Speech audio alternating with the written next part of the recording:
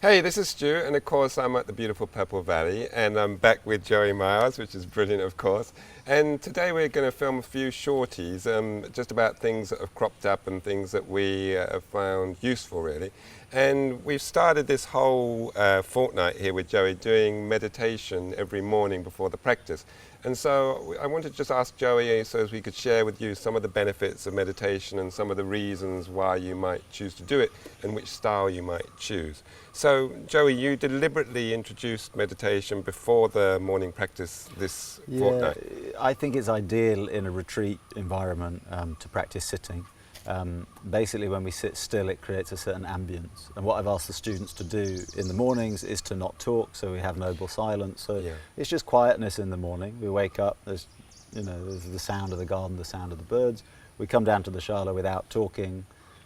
Even when people are up there having a cup of tea, there's noble silence, which of course in the beginning people are a little bit like, oh, this is strange, because socially we're normally saying, oh, hello, good morning, but we just let all that go for the mornings, and then it creates a certain ambience. There's a certain ambience and atmosphere here anyway, but you just have that quiet hour.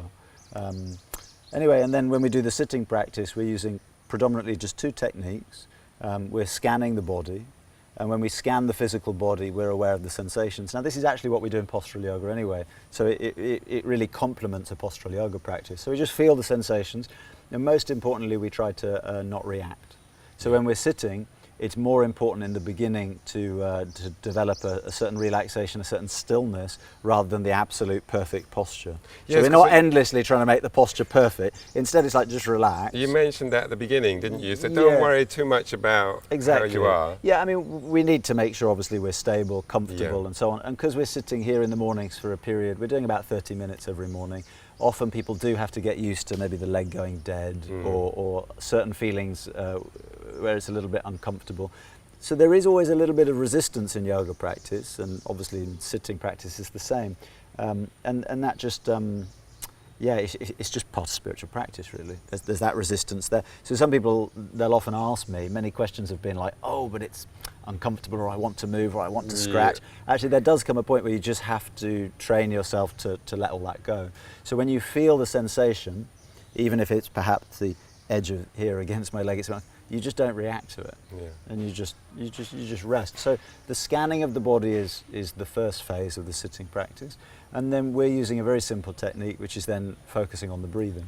And of course, with the breathing, the breath, actually, how we experience breathing is also more sensations. So really it's the same thing. So we focus the attention on the flow of the breath in the nostrils.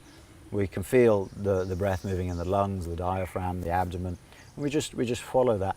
And one of the things I think is particularly good for Ashtanga practitioners is we're so used to dynamism and movement, which is so stimulating, that this creates something different, because it's more a sense of being rather than doing. And so you start with the scanning. We started in one part of the body, and we just move systematically from one part to the other. Yeah, exactly. So it doesn't particularly matter if you start from the ground up or the top down. I tend to start from the top down. This scanning of the body, in a way, that's similar to the Vipassana technique, but we're not doing Vipassana here. We're just using that to settle the body and the mind, because of course the body and the mind aren't separate. By relaxing the body, the mind becomes calm. By giving the mind something to rest upon, which in this case is the sensations of the flow of the breathing, you have a home base to come back to. Now actually, I've said it and I'll just reiterate it here, a lot of the time once you start to feel peaceful and quiet, you can drop the technique. You can just enjoy sitting. There's really nothing to be done. But if the mind is agitated, which it often is, or if the mind is sluggish and sleepy, it tends to oscillate between those two, you go back to the technique to create a certain centeredness. And what I find is, when I practice this and when students practice this before postural practice, like I say, it really brings us into this ambience, this mood of ease.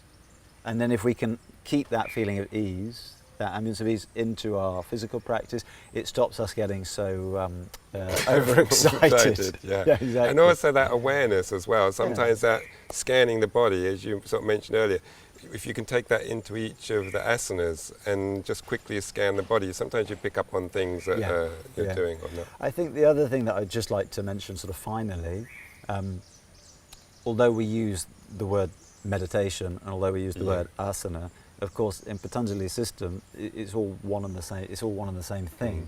So actually the word asana just means the seat. So when we're doing sitting, I often don't use the word meditation. I would say, oh, we're going to do sitting practice. So we just practice sitting. Right. And actually, it's my experience that once you've been doing it a while, actually there doesn't feel like a difference between sitting and between a posture which is held for a shorter amount of time. Yeah. It's all the same thing. When I'm in the posture, I scan the body, I focus on the flow of the breathing. When I'm doing my sitting, same thing. I occasionally have to scan the body, focus. So it's all part of the same thing. It's just a very different experience because of the time frame. When we sit in one pose for 30 minutes, it feels very different to doing it for 30 seconds. Yeah. So really it's part of the same process. And one of the important things, of course, to start with is to be comfortable-ish, as comfortable as you can before you start. And one of the key factors there is to get the hips above the knees. Exactly. Really, the pelvis has to be higher than the knees, so that's a given. And a lot of people, when they first start, they begin, their back starts aching or that sort of thing. Yeah. What do you see as far as a posture, general posture goes? The main thing you have to get, obviously, is the pelvis to tilt forward. So if I'm kneeling, the pelvis quite easily tilts forward, just slightly. So there has to be that natural curve in the lumbar. If the pelvis is tilting back, we just have to sit higher. Yeah. And of course, we can sit on a chair. It's not that you have to sit on the floor. Doesn't have to be on the floor. It doesn't have to be on the floor. But it is important to get steady and comfortable. For most people, it takes a little bit of practice and a little bit of experimentation. Also, the floor at Purple Valley is very hard. So, I have to double up the mat, put two blankets on top, so then it's softer on the legs. I know.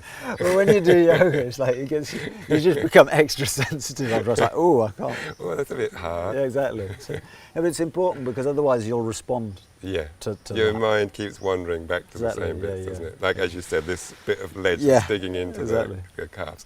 Yeah. And just a couple more things. Of course, there's lots of different types of meditation. You can do visualization, you could repeat mantras, you can do all sorts of things. And I'm sure you've tried all these sorts of ones. Is there a particular reason why you focus this week on using this scanning technique? Mostly because both the scanning and both the mindfulness of breathing is what we do when we're doing the postures. Right, so it works perfectly with Darby Joyce's system. Darby Joyce, we used to sometimes ask him in conference, should we practice meditation, sitting practice? And he did respond by saying, hey, it's too difficult. Right. Do your postural practice, practice the various series of asana. And then his opinion was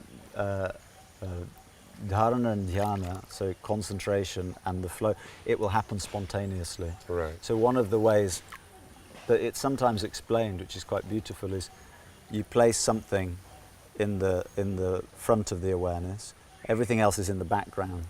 It's a bit like Nikhil here with the cameras can choose to focus on one place, everything else is in the and then sometimes with the breathing, with the sensations, everything that was in the background seems to come into the front of the awareness and something and there's a liminal space as these things shift. Yeah. And that's kind of the experience of the concentration turning into this flowing space that we call meditation or that we call dhyana. So meditation isn't really something you can do. That's the most important thing. It's like obviously we practice sitting. Yeah. Sometimes within the sitting process there's a spontaneous sensation of I'm in this liminal space, and at other times it doesn't happen. And then you just have to prepare. But it's like the gardener who's constantly preparing the ground. Right. You can make the conditions right. You can't guarantee whether or not the crop's going to be great or not. So that's why I tend to use these techniques. I think they work very well with the postural practice. They go hand in hand. And then just the positioning of that segment, shall we say. Yeah. For myself, I'm a little bit resistant to having it up the front because of the fact that I feel stiff in the mornings, I feel like I want to move before the practice, and also my mind is a bit busy, which might be the good reason to do it, but then I feel after I've done all the jumping around and everything like that, my hips are more open, I'm more comfy to sit, and my mind is generally quieter, so I feel it might be easier to reach a state of non-wandering mind, Sure, shall we sure. say. But experiencing that doing it up the front also was nice because that led nicely into the practice. It So works fine either way. Either way. And really, it doesn't matter if you're a person who prefers to do sitting practice before movement practice. Either way, it really doesn't matter. But, and I think this is an important point, the way you described it then, which is the mind wandering. This is like that is everybody's experience. Yeah. Just because the definition in Patanjali's Yoga Sutra is, to still the mind, actually we have to just think of, we just want to lessen the movement of the mind. So there will be, naturally, like when we're talking, I say something and it comes to an end. And of course when I'm sitting in the morning, sometimes my mind is like this wandering. I'm basically talking to myself, I'm thinking of, well, maybe I'll go to the beach later. It comes to a natural pause. And there's a gap, and then there'll often be another thought. Now, I don't try to block out the thoughts, but I also don't deliberately let them keep following. So there's a gap, and you just notice in the sitting practice, there are lots of gaps. And sometimes the gaps are big. But one of the biggest, I think, obstacles and hindrances is people, they sit there and they go, well, I can't do it. I can't do it because I'm... So it's fine. Everybody sits there, and the mind, that's the nature of the mind. So it's not like you're doing it wrong when there's thoughts. Of course there's thoughts, there's feelings, they come up, but just noticing the gap and allowing it to sometimes get bigger, this is what we do. It's the same thing within the postural yoga when we're moving through the series. Sometimes we're distracted, and other times we're much more focused. That's just the way of it. But I think one of the biggest obstacles for people, and one of the reasons people think, I don't want to do this, is because they think they're doing it wrong. Because we keep using these phrases like, my wandering mind. So of course the mind's going to wander. That's fine. That's part of it. Yeah, it's part of it. And maybe sometimes as well, people set themselves a goal that's like too big. I'm going to sit for half an hour or something like that. Yeah. So maybe just start with a short 10 time, 10 minutes, something like that. Start 5 minutes, 10 minutes, If you're doing it on your own, a timer can be really helpful, because that way I have a certain sense of discipline. When the bell goes in 10 minutes, then I'll relax. Otherwise, because sometimes it's like the world is in slow motion, isn't it? Yes, if you're thinking exactly. about the time, I wonder how much longer I've got to go, and you're looking at what the I clock. find is if my timer is on for 20 minutes or 30 minutes or 40 minutes, always the last few minutes seem to crawl on by. It doesn't matter whether I've set the timer for 20 minutes, 40 minutes, but I do find that this is often the case. Yeah. So we were thinking as well that, if you can think of meditation purely as just one segment that you're doing in the morning before your practice, but that in itself is not overly helpful. Is there other ways that we can also bring this into the day or help the meditation by doing things during the day? So when we do formal sitting practice, we're developing awareness, we're expanding awareness, and we don't block anything out. So I'm aware of the birds, I'm aware of the camera, I'm aware of my body. And it's not like, because some techniques of meditation, remember they're just techniques, because the technique focuses you on something smaller, it narrows the concentration. So like when we've been doing the breath, it narrows the concentration and you're actually aware of something smaller. Then of course everything else that's out here that I've described in the environment, that goes into the background of the awareness. But of course other techniques do the opposite and take you out into the expanded state. So when I listen to sounds, when I focus on directionality going up and so on, the infinite space above and below, so this expands the awareness. But actually, when you've had a sort of taste, when you feel that sense of peacefulness, and when you realise that actually it's just a sense of a pause, you can bring that into your day. So it might be that I just choose to focus on the flow of the breath and my feet on the floor when I'm in Tesco. Yeah. I'm just standing there in line to pay for my groceries, and there's a moment where I just pause. Or again, I can choose to do it each time I come to a red light. I'm driving along, I pause and just have that moment. Now actually, you're in that space when you're doing these everyday activities anyway, because if you're driving your car, there's kind of that sense of, I'm aware of the wing mirrors, the side, there is that sense of just, but you just enjoy the pause. It's the same thing, a plate of food is on the table, you're about to start your meal, you just have a moment of pause. So often we're rushing from one activity to the other, either to pause before an activity or to actually even during the flow of the activity, keep that what we could call like, people use the word mindfulness a lot, but it's just this sense of just awareness of what I'm doing. You know, I mean, recently I was at a place called Throstle Hole, which is like a Zen temple, and there they frame the day very much with sitting meditation, and then suddenly we're into activity like working meditation. We're just washing the floor, Right. or they take you out to the garden, you've got to clean the tool shed, or you see what I mean? So they give you activities into the kitchen. So it's like actually you can take an activity and approach it with the exact same state. And the reason this is so useful is because then you don't segment, oh, well, now I'm doing my practice, I'm pleased with myself, I've done my practice for the day. And then you go away and, you know, you get angry because, so actually, so being able to get this seamless link between formal practice and just the way you're living your life, that's really what we're looking for. Yeah, integrating it into all aspects. Yeah. Exactly. Yeah, brilliant. Cool.